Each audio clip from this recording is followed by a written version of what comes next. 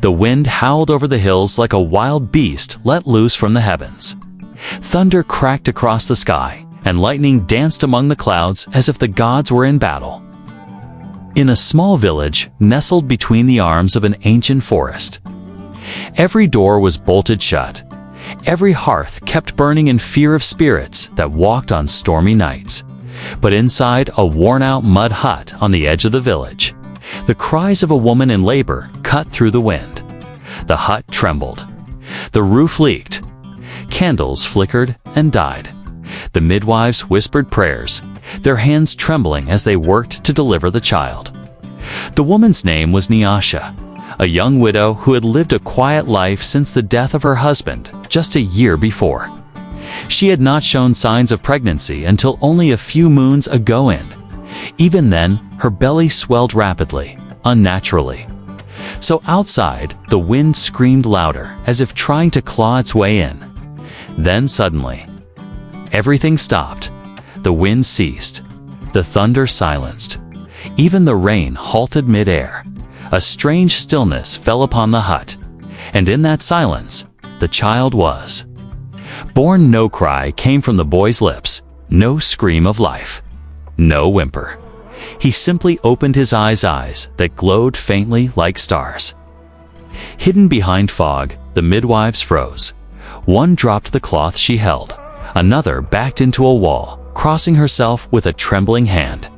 "What is this?" whispered one of them, barely able to speak. But Nyasha, the mother, smiled faintly, her last breath leaving her lips as she whispered, "Ayo." She was gone, and the child, Ayo, lay in silence. When the storm cleared and word spread of the strange birth, the villagers gathered. Elder Mazi, the oldest among them, was called to perform the rites. He held the boy in his arms, studying his face. Carefully, there was no fear in his eyes, only a solemn recognition. "This child," he said softly, "carries more than just a soul. He carries something ancient." The villagers murmured. Some said the child was a curse. Others believed he was a gift, but most were afraid and fear. In a village with old traditions and older gods, was dangerous. Ao was raised by his grandmother, Mama Chica, a woman with a spine like iron and a heart like the morning sun. She refused to let the whispers of the village poison her love for the boy. He grew quietly, observing more than he spoke. Animals would often follow him, birds nesting near his windows, goats lying calmly beside him, even snakes curling harmlessly.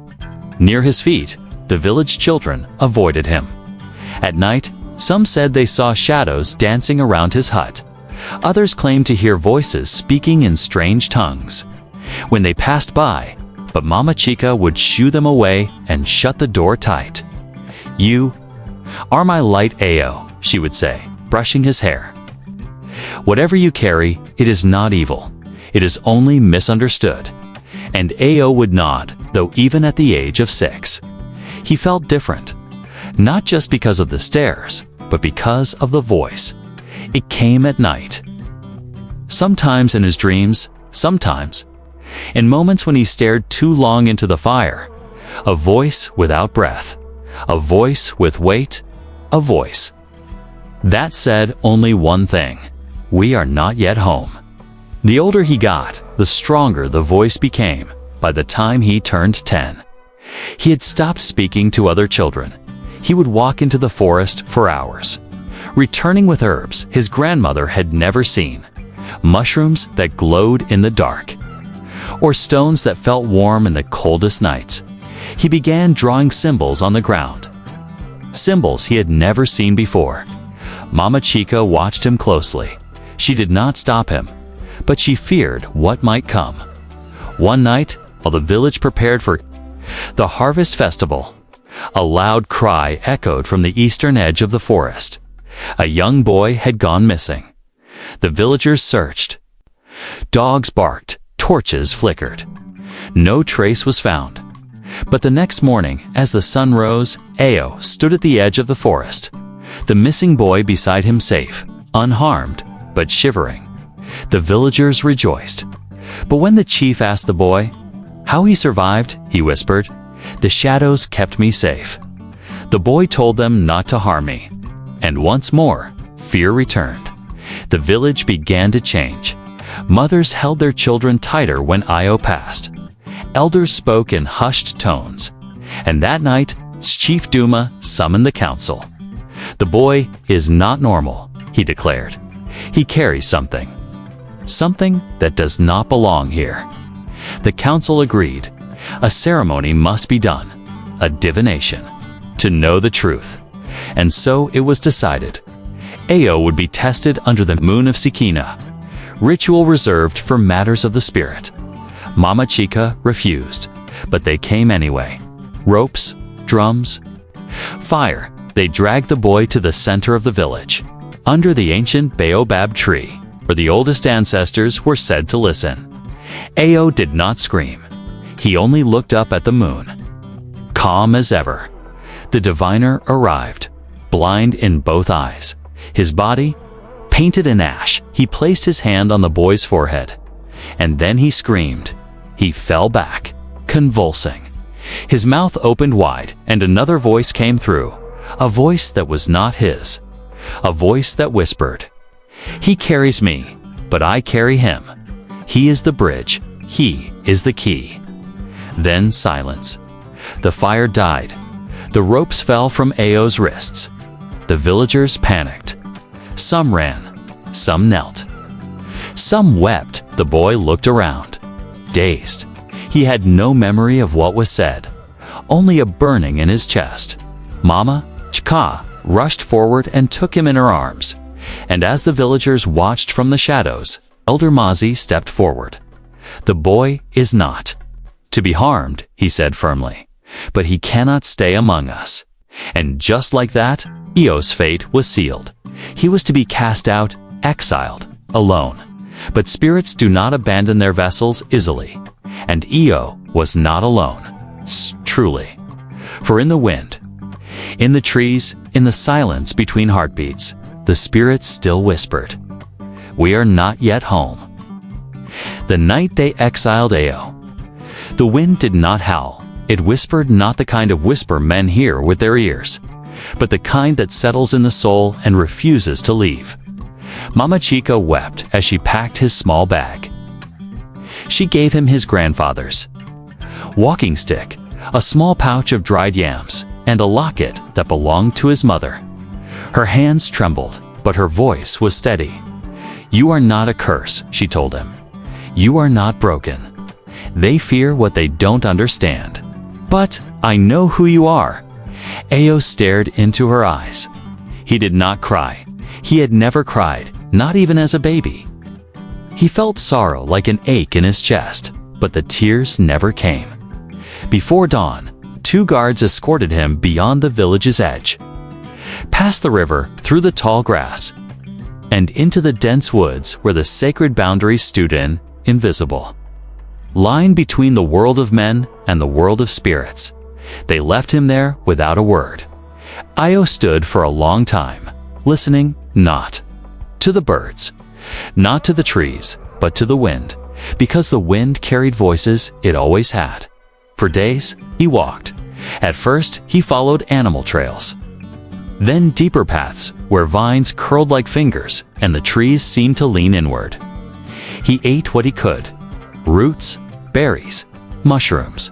Sometimes they seemed to glow faintly before he picked them, as if guiding him at night. He slept beneath wide leaves or inside hollow tree trunks, and every night, without fail, he dreamed. In the dreams, he stood in a wide field beneath a sky of swirling stars. A giant figure tall as the trees, cloaked in light, stood across from him. The figure never spoke, not with words, only with presence. And though Io did not understand, he felt the message: follow. Keep walking. He awoke each morning with a sense of purpose. One afternoon, while resting near a stream, Io saw something strange.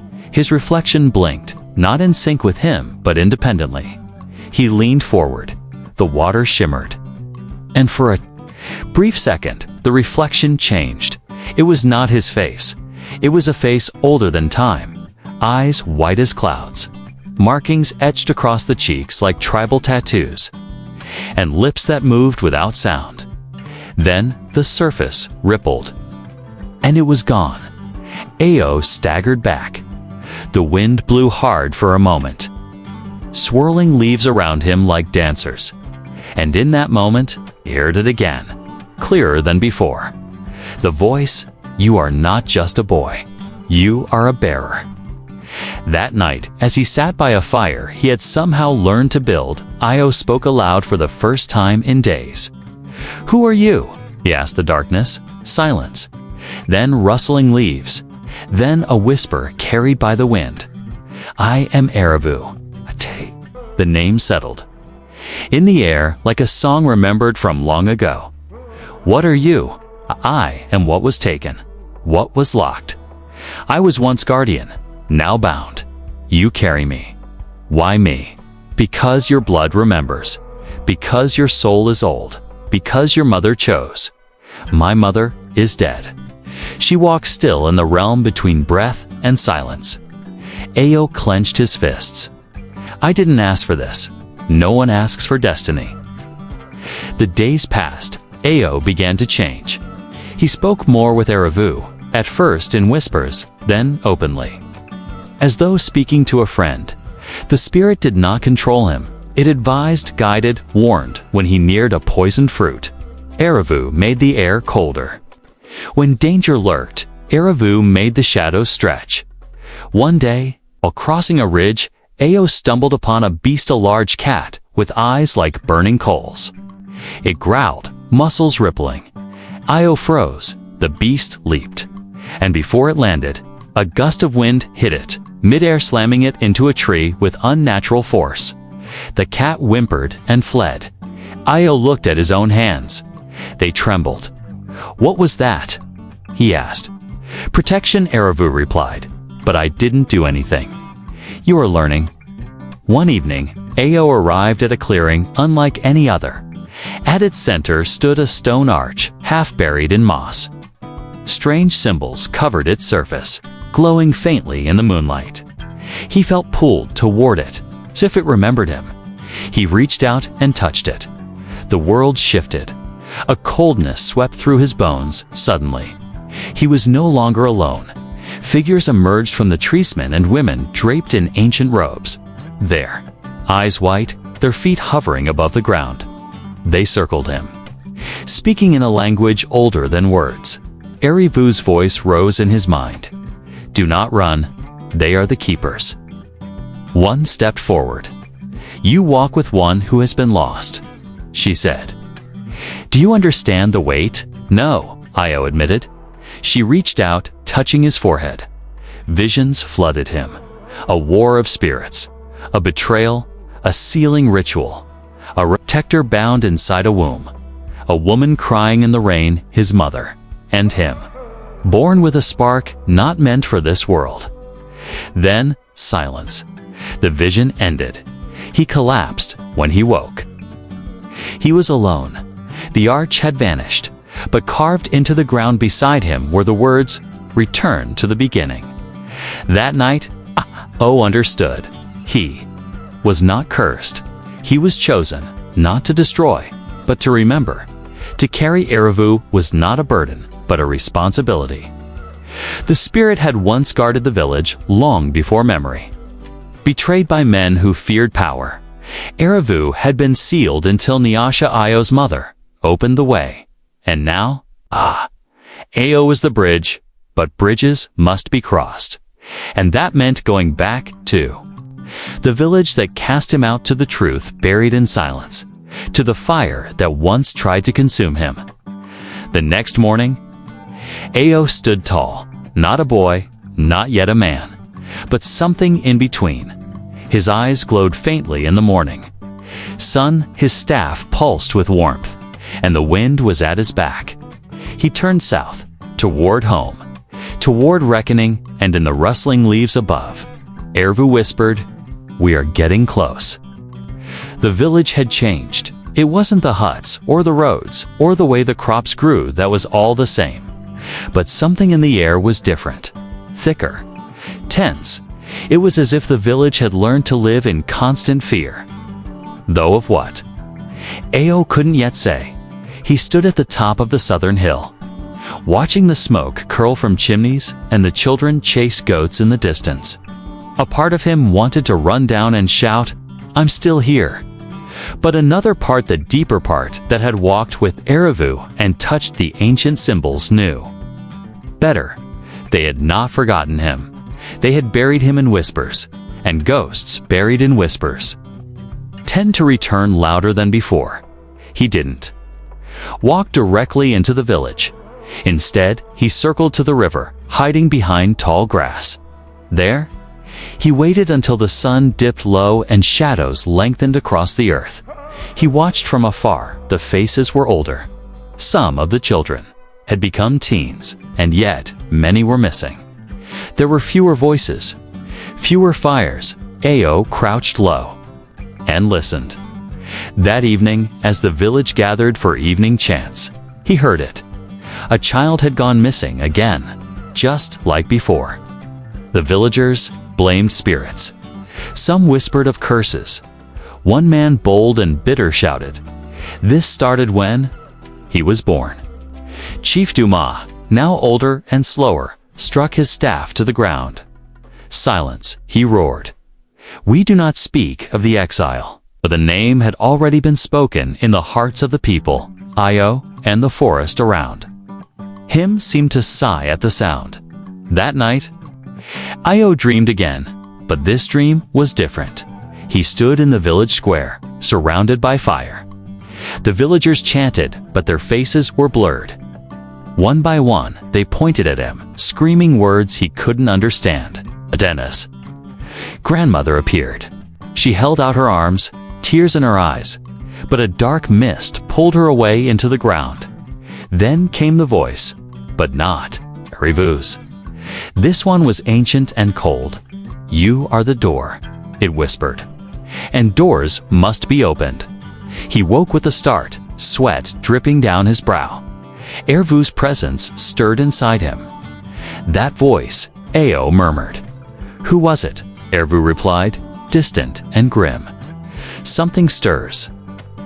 Something that remembers me and wants what was denied." Io clenched his fists. "I must speak to Mama Chica." Before dawn, he made his way to the edge of the village. He wore a hooded cloak, one he had woven from bark and leaves during his travels. The shadows obeyed his steps now, curling protectively around him. Arivo's energy had become a second skin, pulsing beneath his breath. When he reached the back of his old hut, he paused. It looked the same, but smaller. Somehow, as if the years had bent it in mourning, he knocked gently. No answer. He knocked again. Then a shuffle, a cane, a creaking door, and there she was, Mama Chik. Older, bent, but still sharp as ever. Her breath caught Ao. He pulled down his hood. Grandmother. Tears streamed down her face. She reached out and touched his cheeks, laughing and sobbing all at once. "They said you were gone.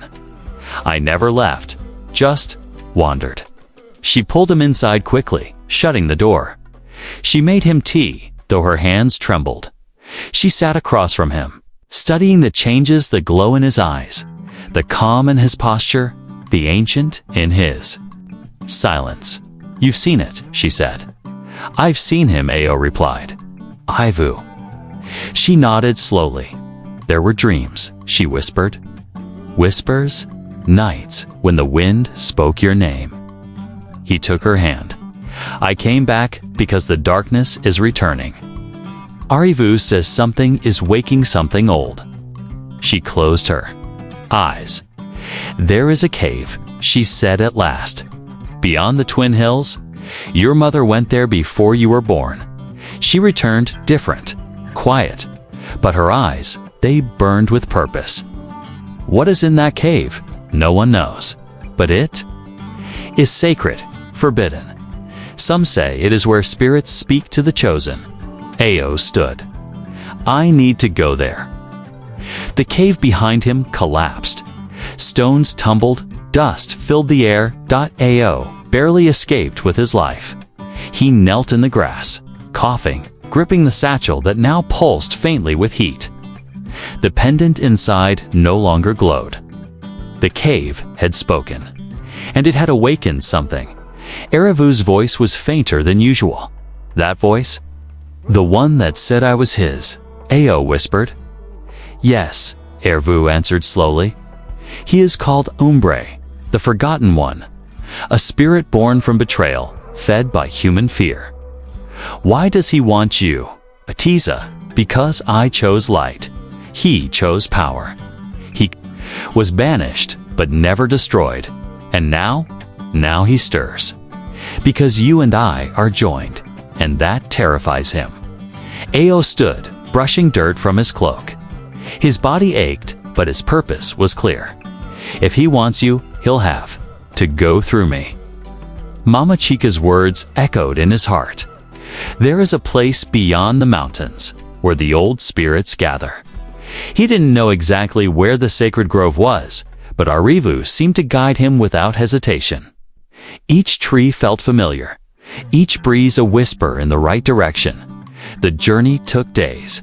He crossed swamps that reeked of rot and secrets, mountains whose peaks scraped the sky, forests where the trees grew so tall they swallowed the sun. Each step tested him, and each night the voice of Wombre returned. You are only a vessel, the voice hissed in his dreams. You were never meant to carry him. You are flesh. You are weakness. Surrender him and live. But Ao never answered. On the sixth night, he entered a forest unlike any other. There was no sound, no wind. Even Eravu was silent. The trees here were silver leaves like glass, trunks that shimmered under the moonlight. Flowers pulsed with breath-like movements, opening and closing as if dreaming. Ao stepped into the grove's heart. There stood a ring of stones, each carved with face, some human, some beast, some neither, and in the center, a pool of water, still as polished stone. He stepped forward and fell to his knees. I have come for truth, he said aloud. The stones trembled, light gathered in the air, forming the shape of a woman, Naisha, his mother, not flesh, but spirit. She smiled sadly. You have come far, my son. Tears welled in Ao's eyes. Why? Why did you do it? She knelt beside him, though she did not touch him, because the world forgot, and someone had to remember. Eravu was not a monster. He was our guardian, but man grew hungry, greedy. They sealed him to steal his power, and you carried him in me. Yes, you died because of it. I died so that you could live, and he could be reborn. Ao touched the pendant around his neck. Why me? Because your soul has carried light for 1,000 lifetimes. Behind them, a light pulsed, and then others appeared. Spirit-walkers, ancient beings with glowing eyes and woven skin. Standing in silent vigil, Eravu stirred. They remember me, the spirit whispered, and then a deep tone rang out like a bell made of bone and sky.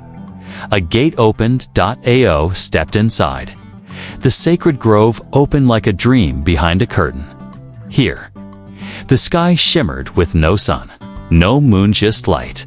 The ground breathed. The air tasted of memory, and in its center stood a throne made of roots. A being sat upon it, neither man nor beast, its face shifting like water. You have brought Eravu, it said. Its voice was like stone being cracked open. I have. Why? Because he was wronged. Do you carry him willingly? Ao nodded. Then kneel. He dropped to his knees. A beam of light struck his chest, and Eravu rose, his spirit forming outside of Ao for the first time. Tall, golden, beautiful. Not terrifying, but majestic. The other beings lowered their heads. The being on the throne spoke. You, Eravu, were once guardian of the east wind. Keeper of balance, you were betrayed. Sealed. I remember, Erivu said, voice heavy. Do you wish to return? Yes. Then you must unbind.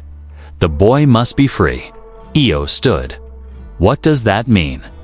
It means, Erivu said gently, that if I take full form, you may not survive.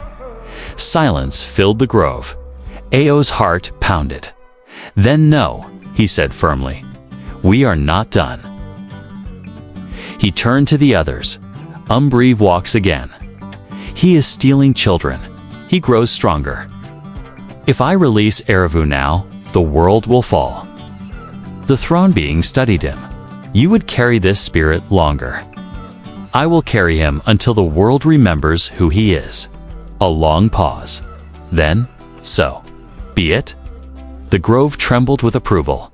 The spirits raised their hands, chanting in a language Ao could not understand. Light flowed into him. Symbols marked his skin. His eyes blazed. He rose glowing with both mortal fire and immortal light. Erivu whispered with awe, you are the first what? The first to carry. You remain yourself. As Ao left the grove, he was not alone. Spirit energy wrapped around his body. The trees bowed, the animals watched him.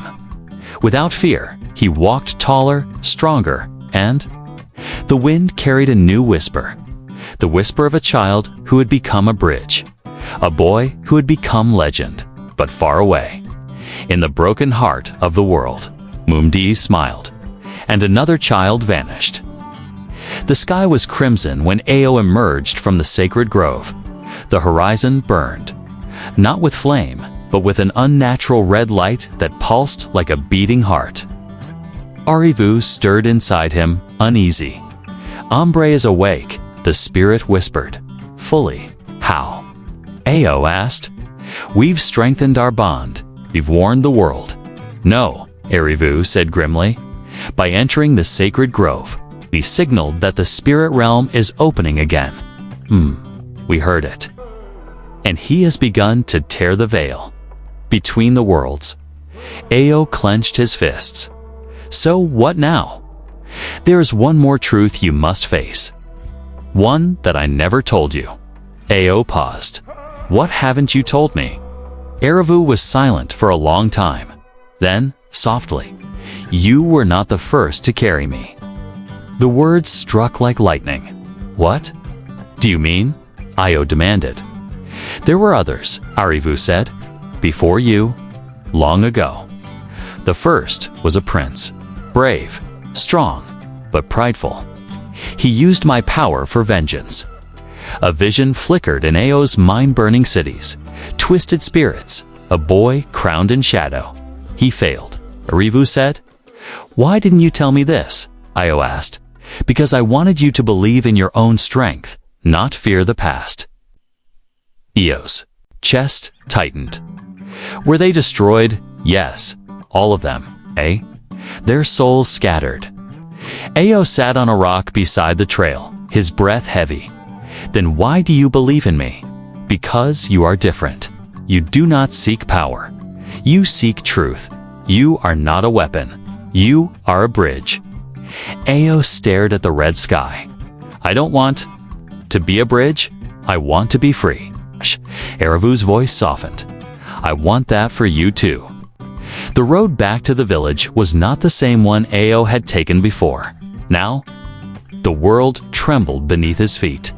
The forest animals no longer watched him, they fled. The rivers had slowed, their surfaces dark with ash, dot, and in the air. A heavy sound, the crying of unseen. Children.ao moved faster. He arrived at the village gates by dusk. But what he saw stole the air from his lungs. Smoke, silence, shattered huts. And in the village square, a black tree had grown overnight. Its branches twisted like fingers, its bark weeping dark sap at its base. Children knelt in silence, eyes blank, mouths closed. Bound by invisible chains of spirit energy.ao ran forward. But as he crossed the threshold, the shadows surged. A figure stepped from the base of the black tree. We no longer a whisper, but a man-shaped void of smoke and bone. His face was a mask of shifting shadows. His voice a vibration in the soul. "Welcome, vessel," he hissed. "Welcome, failure." Ao stood tall. "Let them go." Brew tilted his head. "They came to me. I did not take them. They cried in fear, and I offered protection." "What have you offered them?" "Oh, hope. Hope is for the weak." Ao stepped forward. The pendant at his neck pulsed. Aravu surged through his chest. "You are not meant to walk this world," Ao said. Umbre laughed. "I built this world before light. Before memory, I was the first. Aravu was the traitor. You fed on fear. I offered truth. You corrupted it." Umbre sneered. "And what will you do, boy? Strike me down? Sacrifice yourself?" Ao's heart raced. Then a quiet voice echoed from within. "No," Aravu whispered. "Not sacrifice. Unity." Ao stepped forward and raised both hands. "I will not fight you with blades," he said. "I will fight you with balance." The sky split. A column of golden light descended on Ao. His feet lifted from the ground. Symbols raced across his skin. His voice became layered. "One boy, one spirit, you are not welcome here," Ao and Aravu said as one. Woombri shrieked. The children screamed. The tree cracked, and then, but not with fists, with will, with memory, with pain. Ao faced visions of his mother, dying of the villagers' hatred, of loneliness that cut deeper than any blade. Umbres hurled them like weapons. But Ao stood tall. "I am not alone." He raised the pendant. It burned like the sun, and the children awoke, eyes clear. Chains vanishing. They stood together, and the wind howled not in fear, but in freedom. We screamed. The shadows pulled back. The black tree withered, and in a final, desperate cry, Umbri reached for Ao. But Aravu rose fully, forming behind Ao like a golden titan. "No more," he said, and with a burst of light, Umbiv was sealed into the earth, into silence. When the light faded, Ao fell to his knees. The children ran to him. Villagers gathered slowly, weeping in awe, and Mama Chica came forward, placing her hands on his shoulders. "You have become more than I dreamed," she whispered. That night, the stars burned brighter. The village danced, and Ao stood at the edge of the hill. Ao silent within him. "You did it," Ao whispered. "We did it," Ao replied. But Ao knew one more question remained. What now? Thank you for watching The Boy Who Carried a Spirit, a powerful tale of mystery, sacrifice, and destiny. If this story moved you, inspired you, or gave you something to think about, please give it a thumbs up, leave a comment, and subscribe for more captivating African, folk tales, and unforgettable storytelling. Your support helps keep these legends alive and shared across the world. We have many more stories coming filled with ancient spirits, powerful twists, and lessons that speak to the soul. Until next time, stay curious, stay kind, and remember, every spirit has a story, and every story lives on in those who choose to listen.